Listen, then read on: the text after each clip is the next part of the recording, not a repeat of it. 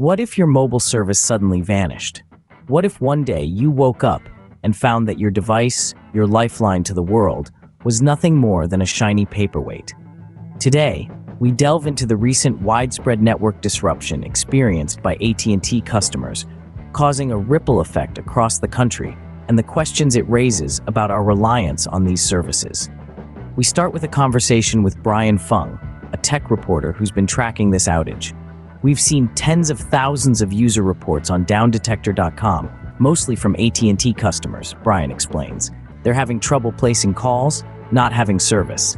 We've seen numerous reports from emergency services around the country saying you may have trouble reaching 911 if you're an AT&T customer. The outage was not limited to any specific region. Major markets affected included Los Angeles, Atlanta, Dallas, Chicago, New York, and more. As Brian puts it, if you are a Verizon or T-Mobile customer and you're experiencing issues, it's likely because you're trying to call an AT&T customer who is affected by this issue.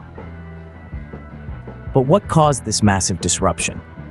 An industry official, speaking on condition of anonymity, assured that the outage did not appear linked to any cyber or other malicious activity.